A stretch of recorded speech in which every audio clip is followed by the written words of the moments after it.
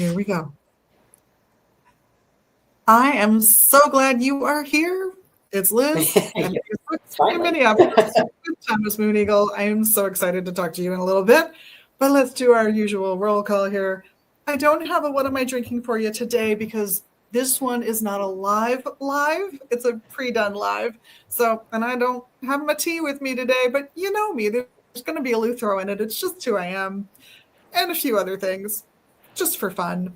I've got some fabulous jewelry on today from Tracy's collection, which is, I got to tell you, dwindling down. Come and get your faves while you can, because when her stuff is gone, it is gone as far as I know. I've also got a lovely piece of reclaimed jewelry from Chris Wilson, who dropped off all of her gorgeous things, and I showed those off a couple of weeks ago. And of course, one of Jerry's fabulous imported scarves. Don't forget, you're supporting her retirement at this point, because she's done. When you come and pick up some of her stuff, bags, scarves, all kinds of wonderful pieces she's brought in from all over the world. That said, stuff that's coming up, if you are ready to take your entheogenic first steps, our Gateway to the Gods class is resurrected. First Sunday of the month coming up in September. We'll probably be doing red or pink lotus. If you would like a vote for something, one of those or another type of herb that we've got here, the Sinaquichi, we've got all kinds of lovely choices. African Dream Root is one of my faves. African Dream Seed is an interesting beanie experience because it's a bean, tastes like a bean. All kinds of great choices. If you're interested in the class, sign up, give me your vote. We'll see what we can do. And we've likewise got the Tarot Lab on the second Sunday of the month. We'll be having, I believe it's St. Cyprian the Mage, a class on that by one of our lovely tarot readers, Ravenwolf.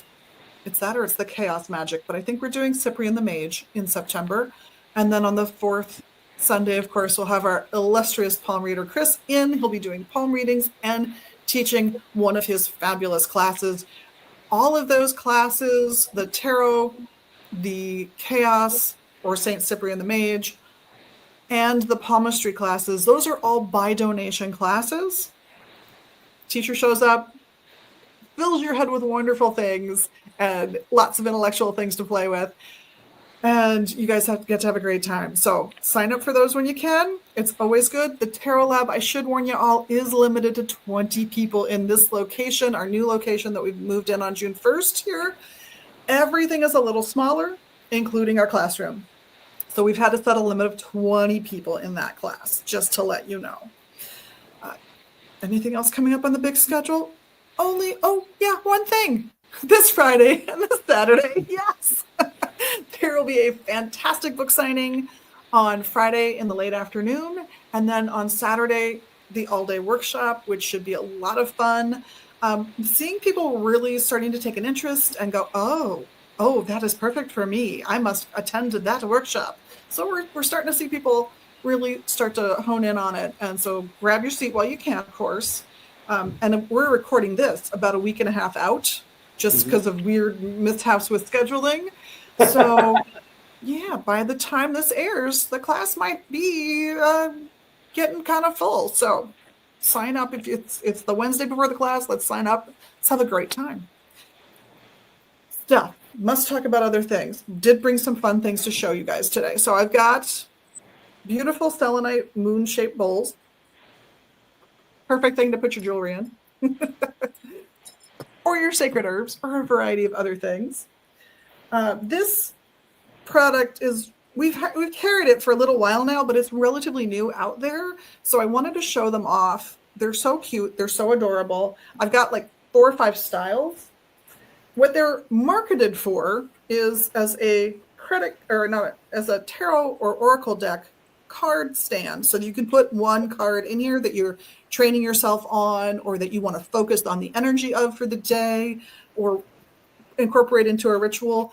But I have a sneaky other use for these. This will also hold an index card, because that's stiff enough to go in here. And you can put your chant or your spell or your visual cue for the magical working you're going to do in here. And it's incredibly effective. I'm not a big fan of having to memorize a long piece for a ritual. I'm a big fan of a short, pithy chant if you're going to work magic. But if you do need something a little longer, I'd rather you get to focus on the energy work than the language. So I approve of a script. I'm a big fan of a script if it's going to be a longer piece that you're only going to do in a few rituals. This is a great script holder for that kind of work. So I've got a few of these in a few different styles. They're super cute. And I just think they're very evocative of the kind of work you might be doing. So check these out when you get a chance. That is the stuff I thought I'd show you guys today. I know we're getting a big book order in later this week, but not here today. I can't show you any samples of any of the new releases. Calendars, though, are in. Calendars and date books and the almanacs that we carry, all of the Sabbath almanac, the herbal almanac for 2026. It's all here. And it's starting to go. So if you're a calendar person or a date book person, you like that physical side, come grab what you need, because I'm ordering it every week right now. And I'm surprised in August that we're ordering replacement pieces already. It's great. But that's what I have for this first bit. So it is time to move on. And let me introduce you, not that I didn't already, Thomas Mooneagle is here because there's a book signing, and you may have heard a symposium coming up in the last Friday and Saturday of August. So what is tell us, you've written more than one book. Tell us about the books you have written first. Sure. And what goodies you'll be bringing with you. I'm going to bring both my books. Because why not? So I'll be bringing the book Drumming Down the Runes, Walking the 24 Roads, and that is what the workshop will be based off of. And that was my first book that I wrote back in 2015. It's been a long time. And then I just came out with a book last November called Tales of Mistfall, which is a book of short stories. So a different kind of magic, as it were, the magic of storytelling. But oddly enough, we'll be incorporating some storytelling in our workshop when we work with runes as part of the exploration of that. So, but yeah, runes, I actually came into tarot first and then later got into runes. So I had an order of operations. First I learned tarot, and then I got into the fairy oracle, and then I got into runes. But I had a set of runes for many years before all of that. And I don't know if you've seen the Book of Runes and like the packaging it comes in, and it has that clear package on the back where it shows all the lovely clay runes. And I remember seeing that in a bookstore and just thinking, wow, that seems so magical and mysterious, and getting it and taking it home and trying to read through the book and not really getting it, not really connecting, and saying, there's no pictures, it's just the letter. So I kind of put those aside for a long time, and then came back to them many years later with the help of some other resources, and then just sort of slowly working them in to work with clients and with my own self. But then later I mentioned runes to one of my shamanic teachers, and she said, oh yeah, one of our teachers once had us journey to the runes. And I thought, what a fascinating idea. That would make a great book someday. And I just sort of put it on the side in the back burner to cook in the background while I was in the middle of a 2-year advanced shamanic training program at the time. And so I was like, I can't do anything else right now. But once I came out of that, I started to really delve into that and develop the idea. And about 2 years after that, I had the book ready. So that was, it just sort of came together. Yeah. And was it based on your own experiences as you worked through the runes? Very, very much so. I journeyed to every single one of the runes within a year's time. And I wrote down it all. And the picture, if you've got you've got it on the posters, the picture of the book, The cover of the book, there shows like this leather journal with those drums and some of the runes. That's my rune set that I made, and that handmade journal is the journal that I wrote, that I did the journeys in. Wow. So when I have a artist friend who makes those, and I said, would it be okay if I put your journal on the cover? She's like, yes, please. And it just worked. And I think I even put it, and I think in the back of at the closing of the book, that like if no one else read the book, it was so worth doing, just for my own experience of deepening that relationship with the runes and the spirits that are behind the runes. Mm-hmm. Yeah, I tend to find that if you write it down, there's another layer, another level that you get to because you took the time to do that. Yes. And I will say that even since then, my relationship has evolved more. And so like, yeah, that's what I said in the book when I wrote it in 2015. Now I have an even, a different perspective too. It's not like that's not right. It's just there's more. And there are things that when I journeyed and said, they're like, this is for you. Don't write this in the book. Like little pieces of it. And they're like, somebody would misuse that little piece. Don't put that down in the book. Yeah. And I was like, okay, sure. And, again, when people, they get it, and I'm like, okay, maybe they buy the book and they get the book signing, and they're like, they're going to want to, during the class, they're going to want to like, what did he say? I want to get this right. They're going to try and crib the answer. And I'm almost like, that's a total defeat of the purpose of learning to find what your relationship is with that rune. Exactly. Because what I say is just what it meant to me at that moment in time, and what I received from there. And so you might have a different relationship with the runes than I do. And that doesn't mean either one of us is wrong. It just means that, we're different people and we give off a different energy. It's just like when you put two different people together, and your impression of this person might be very different what somebody else says. You might like, oh, they're just the sweetest person in the world. They're like, really? That's not what I got from them. I was like, well, what were you bringing to that when you were interacting? And, because this is a shamanic workshop, we will be journeying to the runes as individual spirits. And so, they have a personality. They have a way that they're going to present to different people. And everything that we see in a journey has to work through our personal filters of perception. And I think sometimes you might get a specific message that is right for you at that time, for sure, that no one else in the room needs to hear, and that the entity, that rune, that power speaks to you specifically in that way. I think of an herbal meditation where everyone was asked to think about dandelions, and one poor 20-year-old guy comes out of it going, they hate us because we mow them. No everyone else is like, no, they're constantly here. They love us. But it was an important message for that person in that moment. And today, so many years later, they might have a completely different relationship with dandelions. There's nothing wrong with that it's your relationship in that moment at that time with that energy. Yeah. Does that make sense? Relationships are not static. If they are, that means they're stagnating and they're dying. So my relationship with different people, different family members, different friends, former friends, how that happens.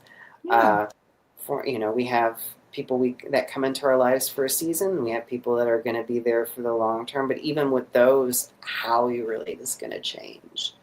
And I will say, when I was doing the journey work for the book, and I would have many different journeys I'd need to take during the week, depending on what I was doing, what clients were coming in, what my personal interests are, or what else I was looking into, or whatever messages, because I get omens and signs, and I'm like, I should probably journey to that because they've been pinging my awareness all week long, I knew that I have to do the rune journey last, because once I journeyed to a rune spirit, that was it for the day, because it was really powerful and really strong. So make sure y'all get plenty of sleep the night before. Definitely. Yeah, sometimes this is hard work. It really is. It should be fun, though. Yes. Yeah, I'm a big proponent of all of these practices should give you two things. They should challenge you, hopefully to be a better person in some fashion, and they should give you joy. And if it's not given joy, walk away. It's my general philosophy. Yeah. If it's all rules and don't do this and don't do that, it's over as far as I'm concerned. I think there are only 2 rules in the class, and one of them is, like, be respectful to everyone and everything in the circle, including the spirit you're about to go journey to see. Yeah. Because that won't go so well if you're not. And 2, when you hear the callback signal, you come back, even if they're relaying the mysteries of life and everything. You come back. Yeah. Because I will send something after you to bring you back if you don't come back. Yeah. I have had to do that as well, and it can be startling if you're the person who's getting suddenly pulled back into this. I mean, it's like, you're getting this like real big download of information, and you're like, oh my God, this is it. I'm like, you can go back. Yeah. They'll still be there. If they want to tell you this, they will tell you this. They will find a way to see you and to connect with you. Yeah. I would even have to advise that if that's happening to you in a class like this, when you get home that night, do that journey. Because if they really want to tell you, set the stage in a space that you're comfortable receiving that message.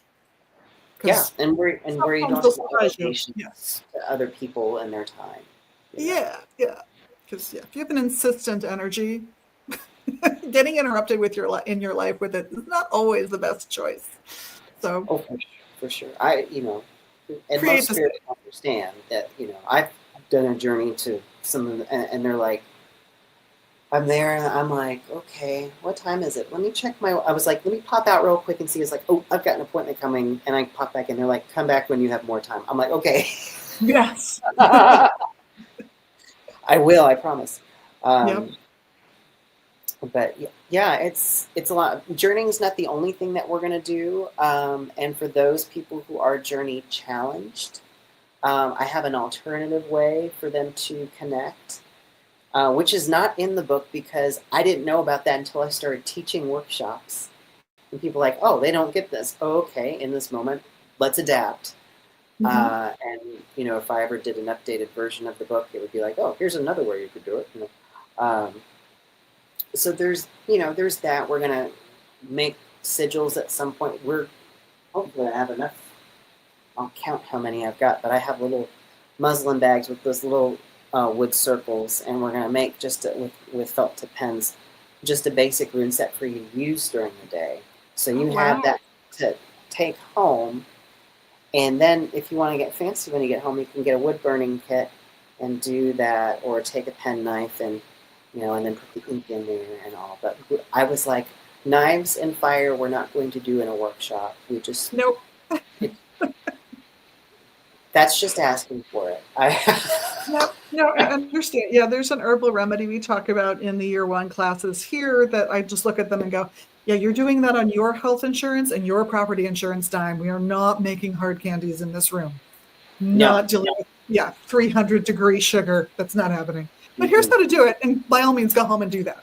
Sure, yeah. I'm like, get crafty, But I really feel like it's important, and you can bring your own rune set too. But I feel like having the hands-on, and like we're making these at the beginning of the class, we're going to use them today, and we're also going to, one of the journeys will be to how to empower them. Oh, that's perfect. So even if you're like, well, this is not the set that I'm really going to use. I've got like a fancy stone set. Wow.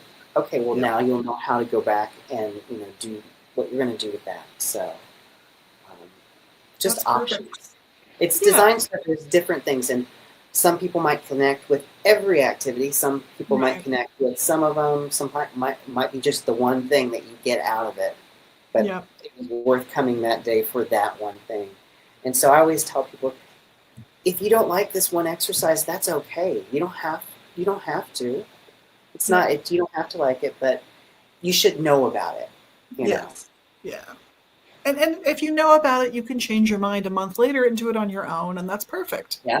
Exactly. Of course, we've got runes here. We've got your basic stone runes that are carved and painted with gold in the carvings. They're lovely. We've got some locally made resin runes that glow in the dark and are named after, dedicated to various deities, so they're fun. So yeah, I'll make sure you guys get to take a look at those, and you guys get to show them off a little bit. But along with some of the rune books we've got, which reminds me, do you have any favorite authors? Of course, other than yourself. I understand the best book to buy is. I do, and I'll be bringing a few copies of this for us to use as one of the exercises in the class. There is a book called The Runes of Elfland by Ari Burke and Brian Froud. I don't know if you're familiar with the work.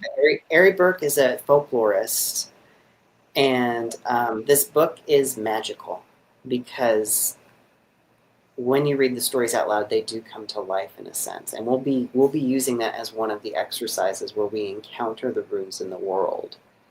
And it's a picture book, but a storybook. Yeah. And that is actually initially how I learned to read with runes. Was by encountering them in the world and then going home and reading to a friend the story. And that was my initial kind of like bringing in. So I always tell people that the fairies taught me how to read the runes. Absolutely. When you think about their origins, it would make sense that a little otherworldly training should, be something that you might encounter when you're studying runes, especially. Thankfully, you didn't have to hang upside down for any length of time. No, but I at the time I was doing a lot more yoga, so I was doing shoulder stands and things like that. So I think that counts a little bit, but I didn't have to give up an eye, so that also helped. And I am sure all the other training that you had done prior also fed into your abilities to tap into those energies and even to how to express that to other people, so you can teach other people in this. Yes, it is. When people are like, they're like, I want to do what you do. And I'm like, how do I draw you a roadmap here? Okay. I was like, how do I draw you a roadmap to avoid some of the pitfalls that I walked into? Or are the pitfalls necessary? You have to balance all that out. Exactly, yeah. We'll do, basic, which will be a review for a lot of people probably, is setting sacred space, the basics of that.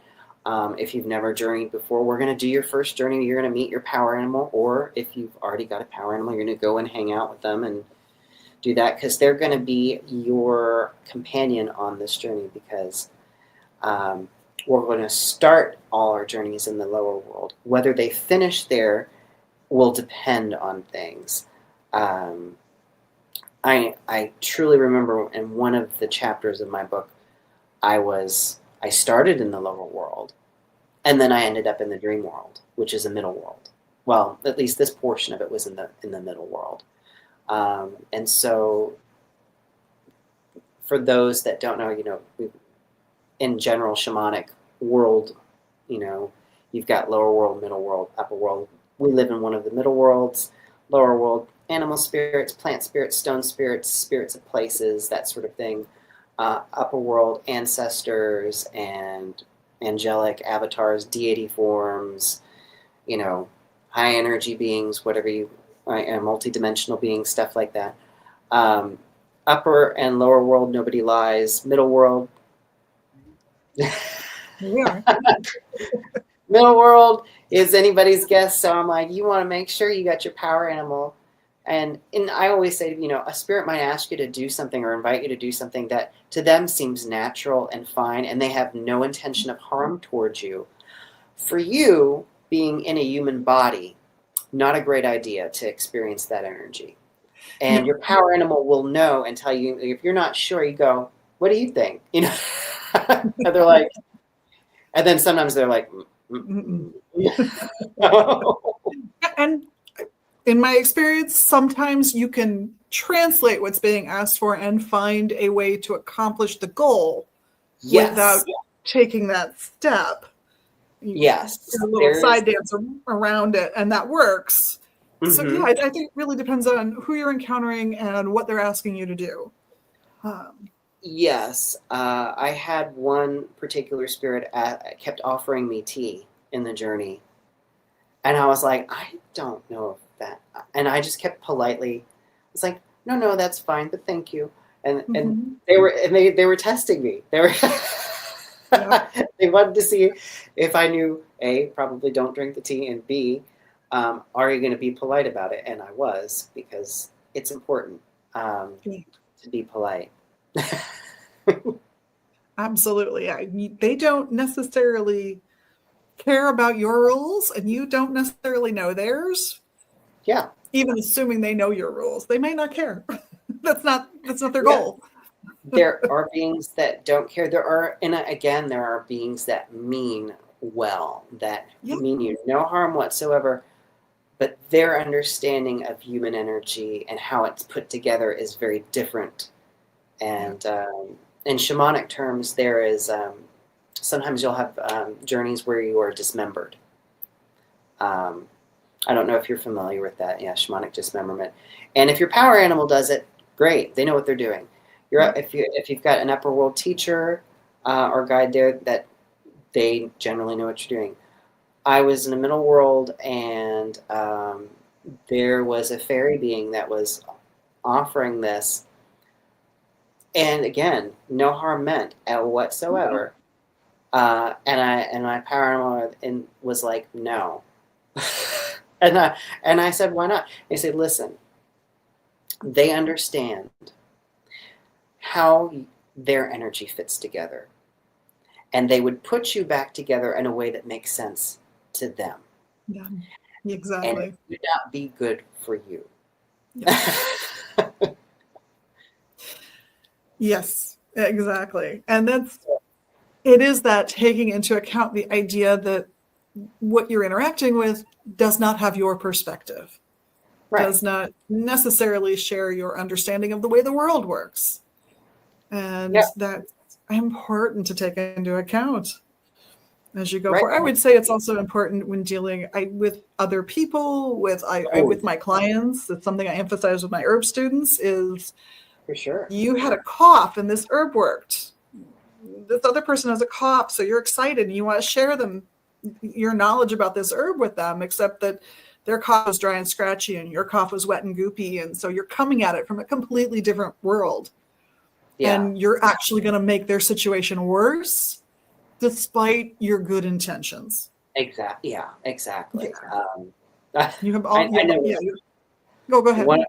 One of my teachers, they told us this story where they went up into the upper world, and this very, high dimensional, glowing being of pure light and love put something in their head. And they came back and they had like this migraine that you could not believe, and they were in bed for several days. They finally went back to the journey, and their upper world teacher, they took them back to that, and they're like, what in the world do you think you're doing with this person? They're living in a physical body. They can't take this kind of energy. Read a riot act. And they're like, oh, I'm sorry. Take it away. Took it out. And so then it went away. But I a lot of times people assume malice from different beings, and it's like, no, not yet, not generally. I mean, there are some, but it's the side with people. And you got to meet people where they are. You have to understand where they are. Yeah, exactly. And if you have that spirit guide, that animal companion, something that you can look to just to double check your own instincts, I think that's huge. It's not just other beings that get this great idea what might be good for you. You sometimes get these what sound like great ideas in your head. Yep. And now when I have one of those great ideas, I'm like, you know what? Before I do this, I'm going to see if other people think this is a good idea for me. And, they're like, no. And then, or sometimes they're like, yeah, we should do that. So. You should do that. Can I be your safety person for this? Yeah. Because I've had other, I have my power in mind, but I do talk with other beings and spirits, and occasionally trickster beings come up like Coyote, and usually my power animal is like getting in between. I'm like, don't mess with. I put work into this one. Don't mess that up. He's got stuff going. Don't mess with that. This year it was like, I was contacted by Coyote. I went to see Coyote. He had a list of suggestions for me to do. I looked at my power animal, and he's like, you should do what they said. I was like, well, that's a first. I was like, so I did. And it's part of the reason I'm traveling this summer so much. So that's fantastic. Yeah. I like that. That almost feels like you got a little, Gret, you've hit a level. Good job. You can do that one. Oh, it's not that not that Coyote's never intervened in my life before. It's just that usually it really screws it up royally.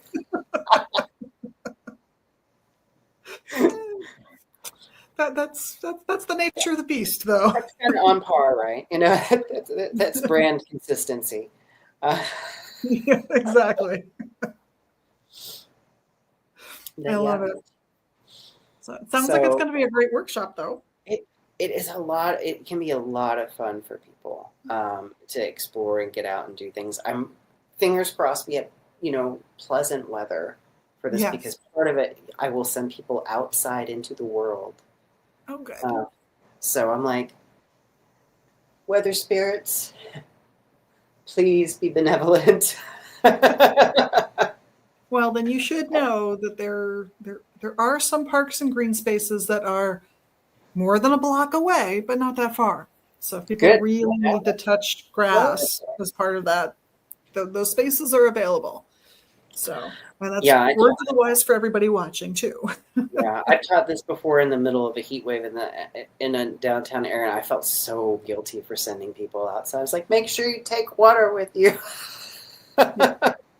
Now, I don't think the heat will probably be too much of an impediment. What it has been a concern here has been air quality because of the Canadian fires. And we do get hit with that frequently. So, but we check. And what we tend to do here when that hits is we don't burn any incense in the store. Sorry, Fred and your company, because we always burn Fred's souls. And we run an air purifier we have. And of course, we let folks know on Facebook, better than fresh air. Come to the store. So yeah, that'll be the thing that will, and you should be able to check with whomever is here, which will be Liz, not this Liz, a different Liz. Yeah, but there's two of us. We both have dark curly hair. We both wear glasses. We're both women of a certain age. We don't look anything alike yet. Here we are. So yeah, no matter what, the woman you will deal with will be named Liz. Okay. I promise. That should be easier to remember then. Just one name. Exactly. For all the women you'll encounter, it's just going to be us, unless Jamie comes and takes the class. So, but no, this sounds fascinating. I love this idea of developing a personal relationship with each of the runes as you go through the process of getting to know them better and getting to be able to read with them better and use them, because they've got such a long history of not just of as an oracle system, but also as, like, for example, using bind runes where you're overlapping the runes to create a specific intent that you want to work with. It's such a lovely system. It's not my system at all, but it's such a beautiful system, and it's got such an elegance to it that I'm so glad you're coming in, because we've had no one come in and really get into rune work with us here. We haven't had a rune reader for years, despite the fact that we are in Minnesota, where there's plenty of people. I know. So, and what's strange is I'm not in the Asatru or heathen tradition, really, but I have that call to because I see them all the time in nature, and it's almost like they're like speaking. Yeah. And so I feel like it's for me, it's like I'm speaking with the spirit of nature. And it's just another way for it to speak, for us to communicate. And it comes from, the tradition itself comes from a ocean voyaging people. So the idea that it wants to be out and about, that energetically runes want to be appreciated in diverse places by many peoples, makes perfect sense to me. We're talking about people who really did travel well beyond, even their little European world. So it makes sense to me that this would be a very embracing of lots of people kind of divinatory system, just from the history, and I find that interesting as well. I like that aspect of it, of, well, yes, we have gone to other places, we have seen many things, and we want to share all of it with all of the people that we can encounter. That makes sense to me. It does. I mean, and like I said, I started with tarot, and I still love tarot, and it's just a very different vibe. Yeah. I think of tarot as more, Jungian, more archetypal, and then I think of runes as more primal. You're cutting out a bit. Can you repeat that? Sorry. I said I think of runes as more archetypal, and sorry, did I say tarot or runes? I can't remember. And runes is more primal. Yeah. That's kind of the vibration. In fact, when I thank the spirits of the tarot and runes, I thank the spirits of the tarot in the middle world, and I thank the spirits of rune in the lower world. Because it feels that's how it feels natural to me. It might hit other people differently, but that's kind of how I. So you experience them? That's kind of the energy that I get from them, and my relationship with it. I love that. Absolutely love that. Well, I cannot thank you enough for being here and for us finally getting this, put together. I'm really looking forward to the events. These are both happening on days I am not normally at the shop, but I'm sure I will be stopping in just to say hi and check up on you and make sure everything's going well. So in the meantime, everybody out there who is watching this, don't forget to sign up. We're excited. Where are you coming from, by the way? I will be coming all the way from Louisville, Kentucky. So, yeah, I have so many good memories of being in Louisville and surrounding parks. We're gonna have to talk. Maybe we should just have a little chat after your book signing. Take you out to dinner. Make sure you're taken care of.